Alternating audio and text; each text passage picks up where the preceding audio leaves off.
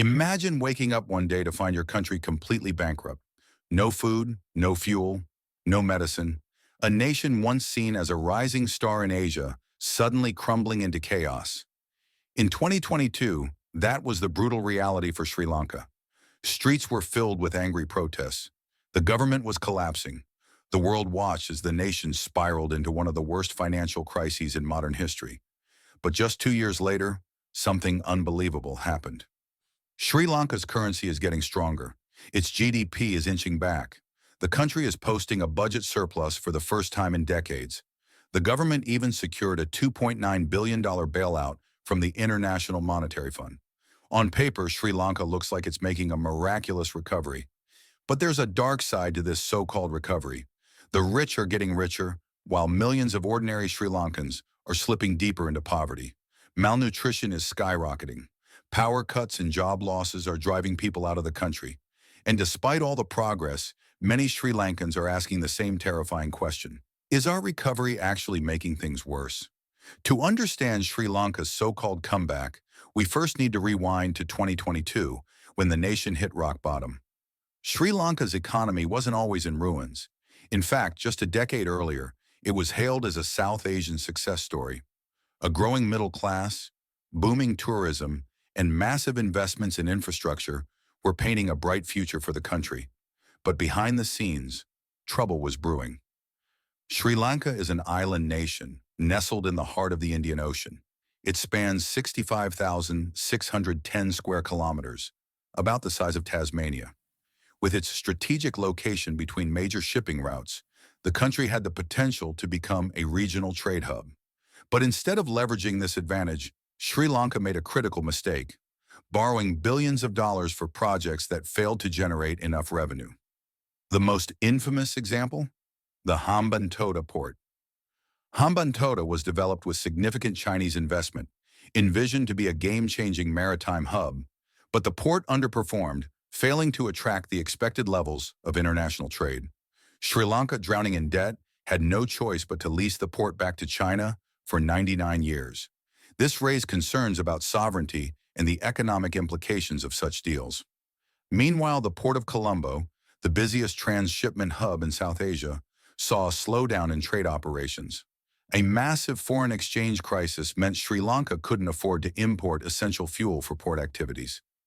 Ships diverted to other ports, and the reliability of Sri Lanka's maritime industry came into question. Then came the perfect storm. First, COVID-19 crushed tourism, one of Sri Lanka's biggest sources of income.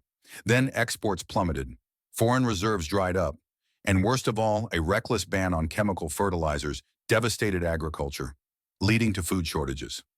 By April 2022, Sri Lanka had officially defaulted on its foreign debt for the first time in history.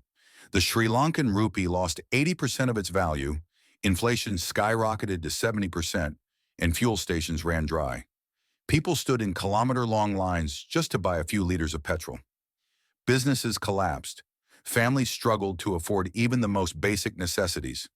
It was no longer just an economic crisis, it was a full-blown humanitarian disaster.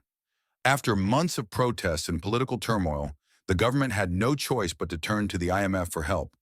In 2023, the IMF approved a $2.9 billion bailout package. But there was a catch. Sri Lanka had to implement painful austerity measures. Taxes were raised to 18%, the highest in nearly 2 decades. Government spending was slashed. Fuel and electricity subsidies were removed, sending prices soaring. At first glance, these harsh measures worked. Inflation dropped from 70% to single digits. The Sri Lankan rupee appreciated by 11%. And in 2023, the country even posted a budget surplus. It seemed like Sri Lanka was stabilizing. But was it really? Let's take a closer look at the numbers. In 2023, Sri Lanka's GDP per capita was recorded at approximately $3,968.68, reflecting the financial strain on the average citizen. For comparison, just a few years earlier, it was over $4,500. This decline shows that while the macro-level economy is improving, individual Sri Lankans are still struggling. While the government's finances were improving, ordinary Sri Lankans were facing a grim reality. Poverty has doubled since 2019. 1 in 4 families is food insecure. Over 1 million households have lost access to electricity because they can't afford the bills. Medical professionals are leaving the country in record numbers. 8% of Sri Lanka's doctors have already left, and 15% have requested long leave. Austerity measures, while stabilizing the economy, have disproportionately hurt the poor and middle class.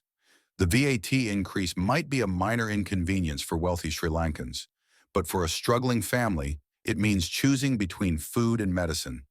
Without fuel subsidies, transportation costs have skyrocketed, making it harder for people to get to work. The removal of pension protections has left retirees scrambling to survive. And worst of all, a brain drain is draining the country's talent pool. Once known for its high literacy rate and skilled workforce, Sri Lanka is now losing its brightest minds to immigration. If this trend continues, Sri Lanka's long-term development could be in serious jeopardy. The big question now is there a better way? Let's compare Sri Lanka's approach to other countries that faced economic crises. Portugal faced a similar crisis in the 2010s. At first, they implemented IMF-mandated austerity measures. But when those policies didn't work, Portugal shifted gears. Instead of just cutting costs, they lowered corporate taxes to attract investment. They introduced incentives for startups and encouraged foreign businesses to relocate. The result? Portugal's economy rebounded stronger than before. The United States took a different approach after the 2008 financial crisis. Instead of slashing budgets, the government pumped money into the economy.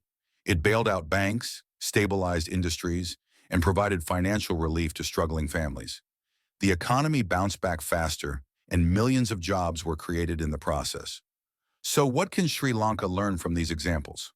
Instead of relying only on austerity, the country could focus on diversifying its exports beyond just tea and apparel. It could also leverage its strategic port locations to attract global shipping investment. Encouraging foreign investment and reducing bureaucratic red tape could also help create new jobs and industries. The IMF's playbook isn't the only way out. If Sri Lanka wants a sustainable future, it needs a balanced approach, not just cuts, but investment too. Sri Lanka's story isn't over yet. Right now, the government is celebrating its financial comeback, but millions of its people are still suffering. The question is, will Sri Lanka take the path of real, long-term recovery? Or will it become another cautionary tale of how saving an economy can mean sacrificing its people? What do you think? Is Sri Lanka on the right track, or is there a better way forward? Let us know in the comments. And if you found this video insightful, don't forget to like and subscribe for more deep dives into global economic crises. Thanks for watching, mate. See you in the next one.